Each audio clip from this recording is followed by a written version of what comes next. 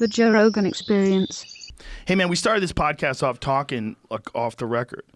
And I thought it was probably good for everybody here. Like, when I'm so happy you're not fighting, you know? And what we were saying was, I know that I was a dick to you to get you to stop doing it, but I felt like there was almost no other way that you were going to live. I felt scared. I've seen too many people that are just, there's a moment where it changes, where they stop being that person and they keep fighting. And you see it. You see the deterioration and no one steps in and no one stops them. And then you'll talk to them alone, man. Maybe you run into them in Vegas. Maybe you both have a couple of drinks and you see each other at the bar and you're like, hey, how's things? And you have these conversations and then the reality sets in. Things are not good for a lot of these guys. A lot of these guys that have taken punishment for too long, there's no bringing them back, man. They get to this spot where everyone knows there's something wrong and no one says anything to them. And I was real scared that was going to happen to you. I was real scared, you know? Like, I didn't anticipate, when we did that crazy podcast that wound up being, this like intervention, I didn't even know I was going to do it. But while it was happening, I was like, you got to stop. That's all I was thinking is, you got to get out. Because we were a little high. Yeah. I don't even remember if we were drinking, but we probably were. But I remember being so sensitive to it. Like, there's something has to be done. Like, now you had so many other possibilities that most guys that are all in on fighting, they don't have anything on the side. Like, there's almost nothing else there. No. There's almost just fighting and maybe a family, right? Mm-hmm. But you were starting to flourish. You're hilarious on podcasts. That can go away. Yeah, and guys become shells, and man, we see it, right? Yeah. Dude. Now that you're out, you see it, right? Yeah. Thank God, or whoever's up there, man, for you and Brian Callen. Thank fucking God. I know, man. It came out dicky. I know it did, and I know I apologize then, and I apologize now. But I think that's the only way you could do it. I knew you weren't going to listen. I knew you had this pride, like you were like we were talking about before the show. You were a top 10 professional heavyweight in the biggest organization in the world.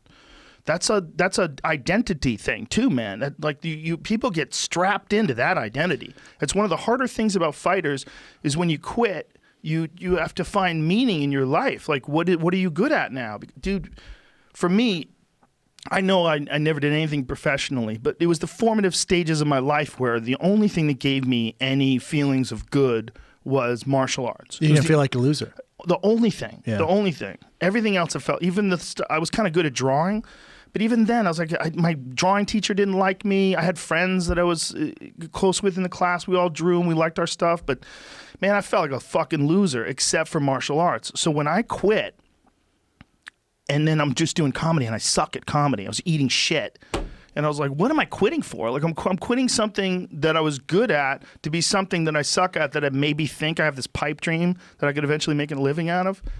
I remember that feeling of not having an identity. And obviously, when you're 21, no one has an identity anyway. You're always so fucking confused. You're in your head. You're trying to figure it out.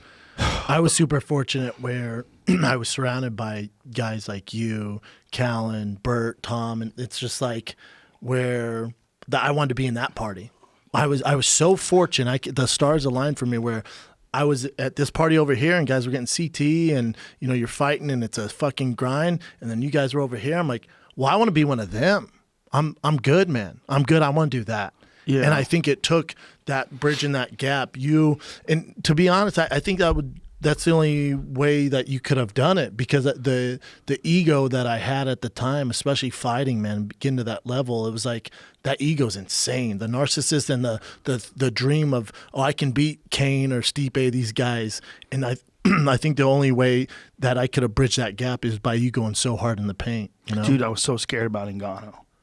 I was so scared they were going to fight you with Ngannou or someone like that. You know what I mean? I was so scared you were going to get murked by some when you weren't all in anymore. Yes. You know?